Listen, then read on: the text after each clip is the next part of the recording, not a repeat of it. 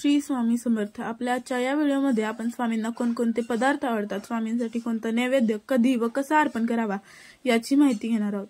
श्री स्वामी समर्थांचा आवडता नैवेद्य आणि नैवेद्य अर्पण करण्याची पद्धत। श्री स्वामी समर्थ हे अक्कलकोट स्वामी म्हणून ओळखले जातात आणि त्यांना दत्तावतार मानले जाते। त्यामुळे त्यांचा नैवेद्य हा दत्त संप्रदायातील पारंपरिक नैवेद्यासारखा असतो। स्वामी समर्थांचा आवडता नैवेद्य निश्चितपणे ठरलेला नसला तरी श्री स्वामी समर्थांना अर्पण केले जाणारे पदार्थ। गोड पदार्थ, सात्विक आणि स्वादिष्ट नैवेद्य। स्वामी समर्थ हे परमयोगी आणि दत्तावतार असल्याने त्यांना सात्विक, गोड आणि हलकं अन्न प्रिय असावं अशी भक्तांची श्रद्धा आहे। त्यामुळे काही पदार्थ नैवेद्य म्हणून अर्पण केले जातात। खीर, खिरीलाच पायस किंवा पायसम असेही म्हणतात। तांदूळ, गूळ किंवा साखर आणि दूध यांचा वापर करून केलेली खीर ही अत्यंत शुभ नैवेद्य मानला जातो।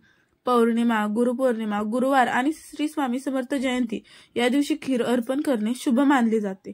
पुरणपोळी, चणाच्या डाळीचे पुरण आणि गव्हाच्या पोळीपासून बनवलेली ही गोड पदार्थाची पोळी गुरुवार किंवा स्वामी समर्थांच्या विशेष उत्सव दिवशी अर्पण करण्याची परंपरा आहे।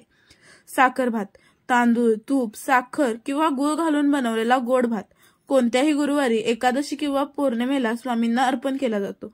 शिरा, साजूक तुपातला शिरा। रवा, साखर, तूप आणि केशर घालून बनवलेला शिरा गुरुपूजेसाठी किंवा नित्य नैवेद्याच्या वेळी याचा समावेश होतो। बासुंदी आणि पेढे, दूध आणि साखर यांपासून बनवलेले हे गोड पदार्थ भक्तगण अर्पण करतात। गुरुपौर्णिमा, गुरुवार किंवा स्वामी समर्थ जयंतीला हे अर्पण करणे शुभ मानले जाते। तिखट व पारंपरिक पदार्थ, सात्विक आणि पोषणदायी। स्वामी समर्थ संन्यासी असल्यामुळे साध्या आणि सात्विक अन्नालाही महत्त्व असावे। भक्तगण काही वेळा तिखट पदार्थ हे नैवेद्याच्या स्वरूपात अर्पण करतात, जसं की पिठलं भाकरी, सोपी आणि पौष्टिक भाजी काही भागात स्वामींना अर्पण केली जाते। विशेषतः गुरुवारी किंवा संन्यस्तांच्या पूजेच्या वेळी नैवेद्य म्हणून ठेवतात। वरण भात, तूप घालून साधा आणि सात्विक पदार्थ हा नैवेद्य म्हणून दिला जातो। स्वामी समर्थ मंदिरात रोजच्या पूजेसाठी नैवेद्य म्हणून काही ठिकाणी अर्पण केला जातो। मुगाच्या डाळीची खिचडी, हलकं, पचायला सोपं आणि पोषणदायी पदार्थ म्हणून नैवेद्यासाठी वापरला जातो। श्री स्वामी समर्थांना नैवेद्य अर्पण करण्याची योग्य वेळ व पद्धत। नैवेद्य अर्पण करण्याची वेळ गुरुवार, स्वामी समर्थांचा विशेष दिवस। अनेक भक्त या दिवशी नैवेद्य अर्पण करतात। गुरुपौर्णिमा, गुरूंच्या पूजेचा दिवस, या दिवशी गोड पदार्थांचा विशेष नैवेद्य केला जातो। श्री स्वामी समर्थ जयंती, चैत्र शुद्ध त्रयोदशी या दिवशी मोठ्या भक्तिभावाने नैवेद्य अर्पण केला जातो। दत्त जयंती, स्वामी समर्थ दत्तावतार असल्याने दत्त जयंतीच्या दिवशीही विशेष नैवेद्य अर्पण केला जातो।